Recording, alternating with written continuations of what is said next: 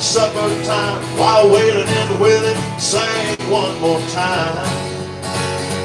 From that radio station on Highway 59.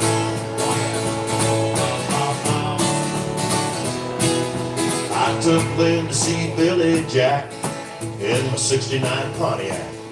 Saturday night at the Starlight Drive. I never saw how the movie went. I couldn't keep my hands to myself. She gave me a dirty look and said, take me home. But we listened to the songs on the radio station on Highway 59. She didn't look too happy on the ride back home, but she must have had a change of mind. She scooted over close by my side. We made out by the driveway light while Johnny Rodriguez sang, pass me by. From that radio station on Highway 59.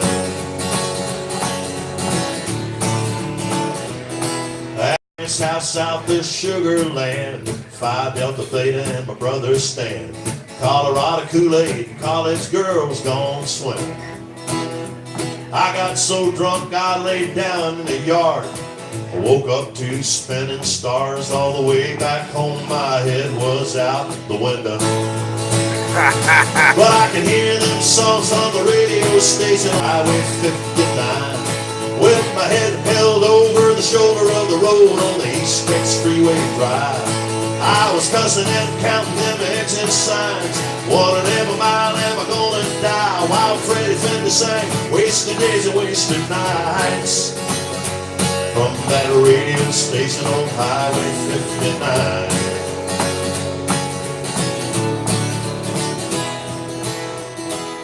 Well, I wish I had a time machine.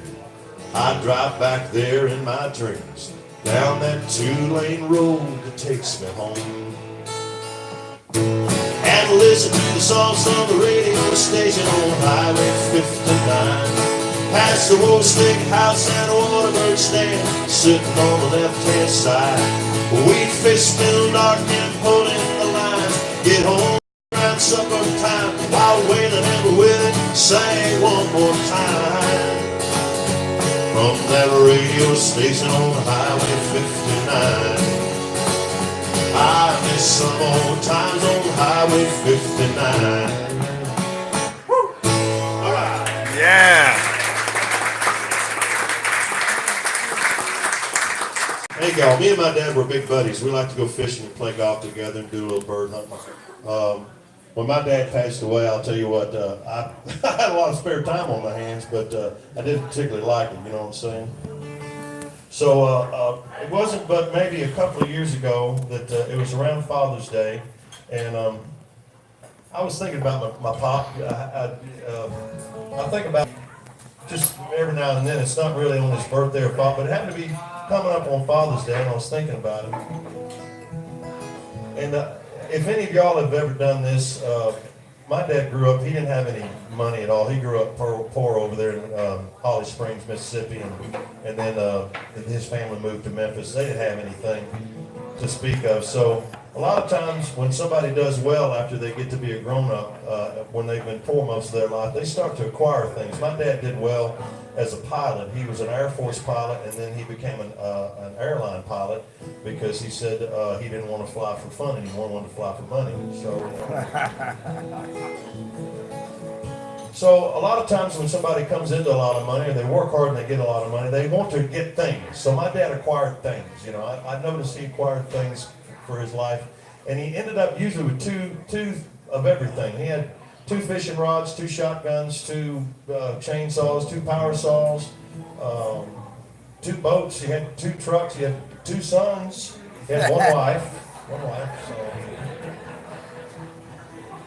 So on Father's Day, on his birthday, this is why I got to think about it, because on Father's Day, on his birthday, I got to where I couldn't get him something he didn't already have a couple of. So I buy him a card.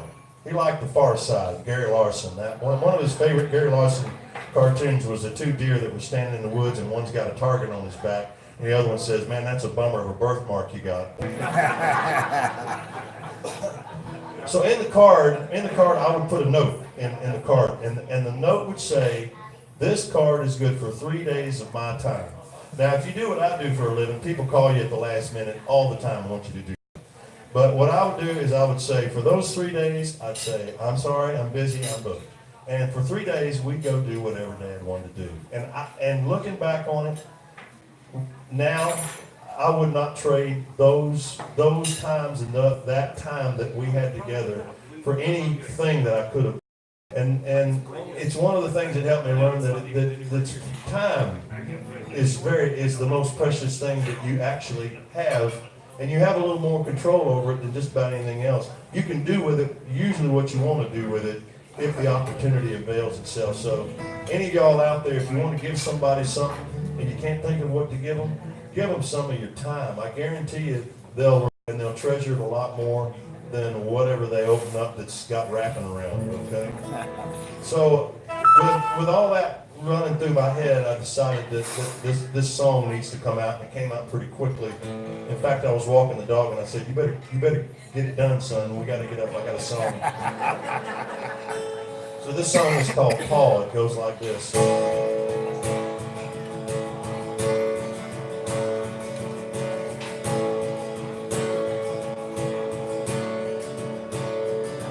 I learned how to fish, and I learned how to hunt. I learned how to fight, and when I should run. Then I learned how to catch and throw a baseball. Then I learned how to lose, 'cause you can't win them all. And I learned there's a time when a man must decide to stop changing and be who he has to be once and for all. Yeah, I learned it all. Paul.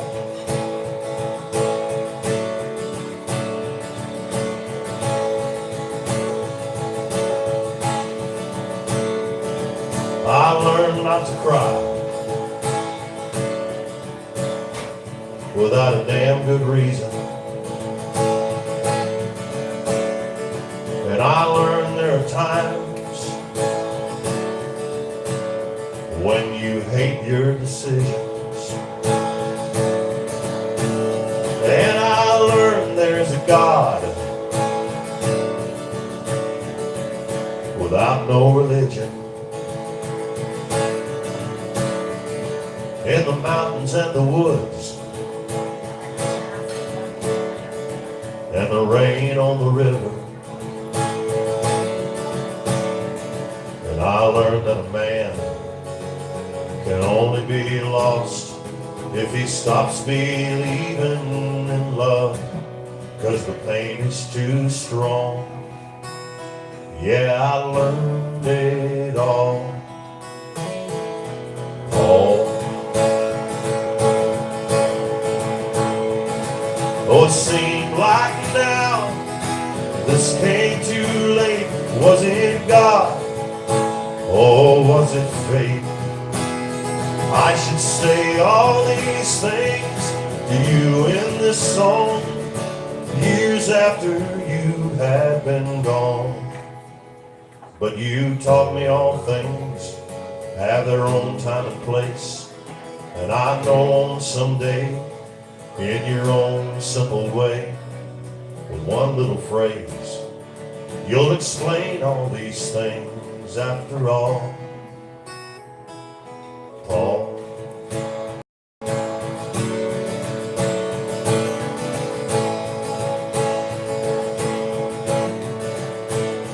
Now I know how to fish, and I know how to hunt. Paul. Paul.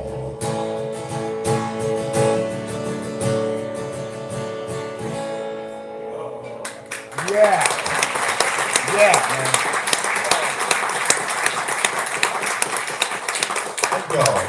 My dad used to say things like, cheer up, things could get worse. I cheered up, and sure enough, things got worse. That's the kind of guy he was. He was an all-Memphis, all-Tennessee football player. He was the smallest guy back in 1954. He was 145 pounds, and he was a linebacker. So he was kind of a mean little something. Anyway, one of our favorite things to do was go fishing, seriously. And when he was still around, I was playing here in Nashville at this place, and I made up this song about going fishing. And I'm so glad that he got to hear it because he actually came up, he'd never done this before in his life. He actually walked up to the stage, and he had tears in his eyes, and he shook my hand like, oh, you've done it. So this is a song about going fishing. It goes like this.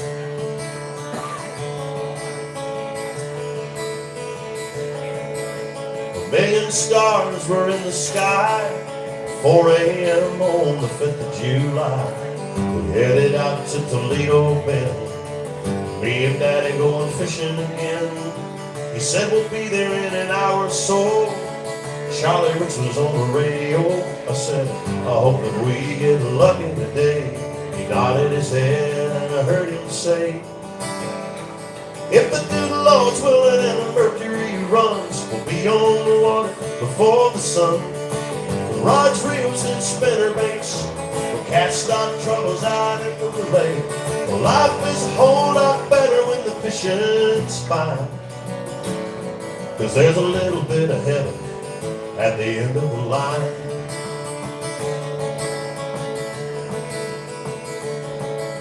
Now we pulled into Big John's camp. He eased that bass boat down the ramp.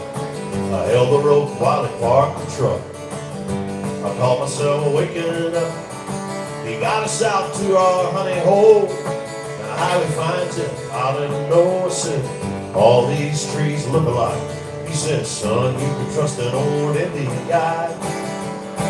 When the good Lord's willing and the mercury runs, we'll be on the water before the sun. With rods, reels, and spinner baits, we'll cast our troubles out into the lake. Life is a whole lot better when the fishing's fine. But there's a little bit of heaven at the end of the line. Now in this song, I talk about a guy named Big John. He had a marina down there in Texas. And Big John, well, let me see. He looked like a Big John. He was about 5.5 feet tall and about 5 1/4 feet wide. And he always wore them short sleeve shirts that had the pocket in the front and a t-shirt under that. And then black pants, you know, the ones where the waist is like 98 and then they're like 12 length, 98 waist, you know. And he always had a cigarette in his mouth. In fact, I don't think I ever saw Big John without a cigarette in his mouth. And we'd come up to the marina and Dad would pay him $2 to put the boat in. My dad would say, well, Big John, how they biting today? And Big John, being the marketing genius that he was, he'd go, cigarette just still in his mouth, and go, Buzz, they ain't biting worth a shit today. So we knew we was going to do pretty good at that. When I think about my daddy, I think about fishing. I think about fishing every day. When I die and leave this place, I want to see my daddy's face, saying, get the rods and reels, son, we're heading to the lake. 1 million stars were in the sky, 4 a.m. on the 5th of July. We headed out to Toledo Bend, me and Daddy going fishing again. La la la la. Come on, let's go fishing. La la la la. Daddy, I wanna go fishing. Yeah. Nice.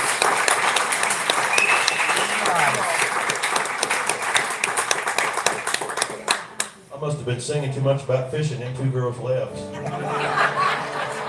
were the golfers. We're going to Long John Silver's, dadgummit. I got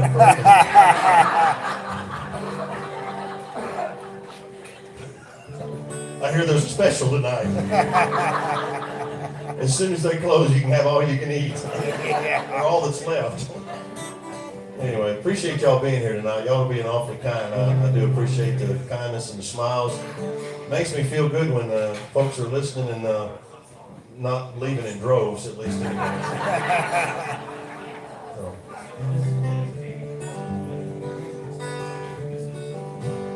I've got a radio show that we do. We produce this little syndicated radio show called Neon Music Country Legacy. You can. It's difficult to look it up. I mean, it's everywhere. It's on all these different stations overseas and here and there. And, you know, these folks, they play. It's an hour show is what it is. We do an hour, and we do 2 syndicated hours each month, and we put it out in different places around the country and around the world. They air this thing because apparently they want to go take a dinner break or something, so they can put that on in an hour. So anyway, I get the chance to air and actually get to meet a lot of great songwriters and get to play their songs on the air. People like Jerry K. Green, you know, songs that people, it's not that people have forgotten about them, it's just like there's just so much been piled on top of us, you just got to move it away and go, oh yeah, I remember how good that was, you know. Yeah.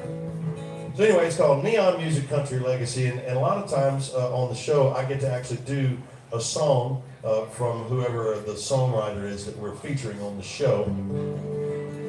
And I got to do this one song from this lady that's, she was married to Merle Haggard for a while, and that's not one of her good traits. She's actually, I'll tell you this, this lady's name is Leona Williams, and if you've never heard of her, if you've never seen her, take the time to find her, because she plays just about every weekend. She's playing somewhere, and her son Ron Williams also is a great country artist too, and both of them are, to me, they're class acts. They're cut from a cloth that's just, all right, that, you know, you want to be around them. They're that good, and anytime you see her or Ron on stage, that's who they are. They're not faking how great they are, how nice they are. They're actually great people to be around. Anyway, she wrote this song. She was appearing on the Grand Ole Opry many, many years ago, and she appears all the time. But this happened to be when Ernest Tubb was on the Opry that night. And Ernest Tubb's bus driver got to be where he was the guy who was collecting songs and helping Ernest put records together. Well, I tell you what, that's saving some money there. Drive the bus and put the album together for me too. So the bus driver comes to Leona and he says, "Hey," he says, "You know what? Ernest likes these songs you've been writing." He says he'd really like for you to maybe write a song for him because he's going to do another record. She goes, "Oh, that'd be wonderful," you know. He said, "But look, Ernest told me to tell you, don't sing me no songs about Texas." So, of course, that stuck in her head. So she takes a trip. Her and Merle are going on a trip, and she looks at Merle and she says, "You know," she says, "I got this idea," and she says, "I think we can write it for Ernest Tubb, but I don't know if he's going to do it or not. Don't sing me no songs about Texas." And Merle said, "Well, that's a great idea." So they wrote the song, and of course, Ernest didn't do it. But several other people did it. I think Merle and Mo Bandy actually had it out a while back. But she handed it to me and she said, I really think you can sing this song." And I said, "What makes you think that?" She said, "Because you're a singer." And I said, "Okay." Set the bar low enough and everything looks good. So here's this song that she made up for Ernest Tubb that he didn't know. And I'm glad he didn't do, because I'm getting to do it tonight for y'all. It goes like this: "Don't sing me no songs about Texas." Don't sing about Luke and Mark, Texas. Don't sing that San Antonio Rose. Don't sing no songs about Dallas. I know very well how it goes.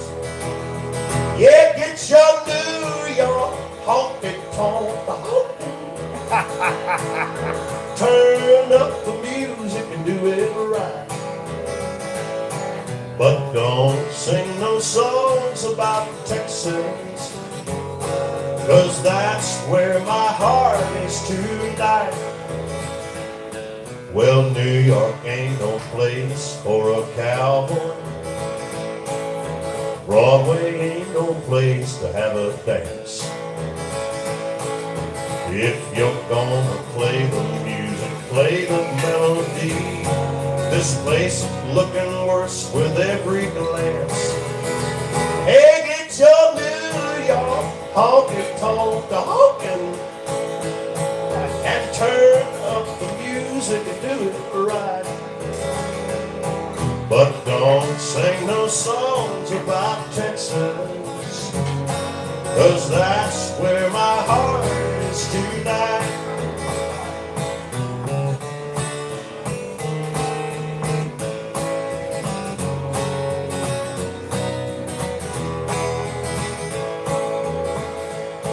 Don't sing in the streets of Laredo.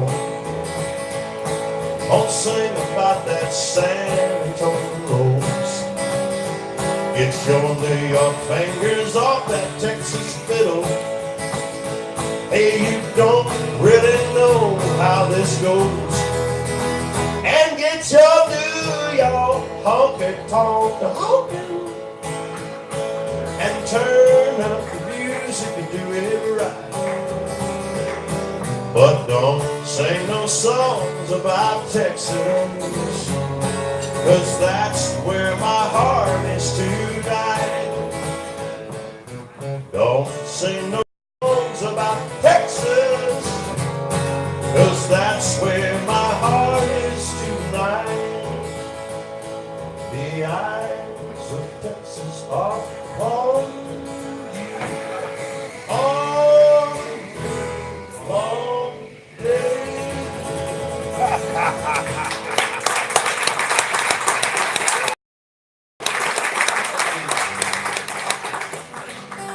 Thank you. And I got to also meet a fellow by the name of Dickie Lee, who he wrote a song that we think is going to do real well. It's called "She Thinks I Still Care." George Jones had it out, I think, and Elvis Presley. Ain't a word Humperdinck there. Every singer that ever stepped in front of a microphone at a recording studio said, "Hey, we should do this song. Like it's a good idea." It's like, "Hey, it's been done. Let's do it again." So Dickie's a great guy, by the way. He's a lot of fun, and if you ever get a chance to see Dickie Lee, don't miss it, because the guy can sing his tail off, and he's got great stories, and he's got absolutely great songs, obviously. So he handed me this song, and they hadn't done anything with it, and I needed a song to go on the radio because my little record had kind of done about as much as it could do, and I'm still working on my new record. And I said, well, I need something to kind of fill in the gap there, so people will at least I can at least take a little space up, here and there. So I recorded this song, and it's in what you call the trop rock genre, which is something that it's people who want to live like Jimmy Buffett, and I'll tell you all about that later. And I won't drop the microphone. Guys, just as just a pointer there, take note of what Jimmy Buffett did when he sang the national anthem. He dropped the microphone. This is what happens when an old guy wants to be cool. You don't have to want to be cool. You're already cool. You made it, okay? You invented cool. None of the kids are going to go, wow, we need to hang with him. He dropped the microphone. Ooh, he's such a rebel. Oh, he's a billionaire, kid. You ain't.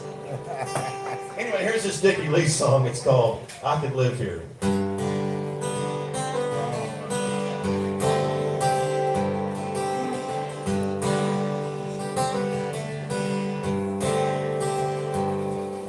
The climate here is pleasant all year round. People still out walking when the sun goes down. And I haven't met a stranger in this little old town. I could live here. Oh, I could almost live here. Nobody's in a hurry anywhere. There's a hen of honeysuckle hanging on the air. It reminds me of the perfume that you used to wear. I could live here. I could almost live here. I could live here. I could almost live here. But I'm still searching for a place to ease the pain. From the coast of Acapulco to the tip of Maine. Well, 100,000 places to a place that has no name. It's all the same. Ooh, it's all the same. There's really just one place I want to be. That would be any place you were here with me. If you walk right through that door now, say you'll stay with me. I could live here. I could almost live here. Oh, I could live here. God knows I could live here.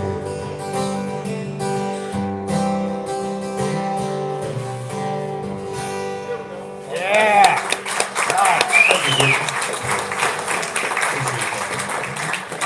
What you got for me? Well, I just want to give you a break so you can have a drink and let everybody give you another round of applause. And Randy is just knocking it out of the park. Man, it's awesome. It's awesome. You're great. I can't thank you all enough. Anyway, that gives you a moment to just kick your feet out and here's what I do. Feels like I got my ego sitting on my shoulder. Yeah, Hey, you're great, man. Keep it up. You're great. Keep it up. You know, every Friday night, Randy, I give thanks to my staff. So I want to reach out and shout out to everybody here. Y'all know them. If you don't, you need to know them because they're probably the best people to work for us in all Cumberland County. They care about you. They care about the Grinder House. And they're certainly here to make sure that you have a great night and experience here. So let's start off with, I got Nick Hayes, the manager of the front of the house. Nick, come on. Abigail Tynan is behind the register there. Abigail, you raise your hand for us. Abigail. We just call her Abby. We also got Kate Guitar. Katie? KT. That's how you remember that. KT Guitar. And next, who's working the front of the house tonight? In the back of the house, we've got Josh Hayes. He's our manager in the kitchen, our line cook. Josh, thank you very much. We got Nicholas Jones. He's right there with him. Nick, stick your head out. Thank you, Nick. Meg Lawrence. Meg, you want to reach around here and say hi to everybody? These folks are absolutely fabulous. Meg, how are you? We love Meg. And she's even feeling a little bit like fatigued, so I don't know what's going on. She probably found a new boyfriend. I don't know. We got Derek, Austin Derek, I'm so sorry. Austin Derek, he's here every Friday night helping to wash dishes, a good place. And we also got Zachary McAdoo, who's a new addition to the team. Zach, stick your head around the corner, will you? Say hi to everybody.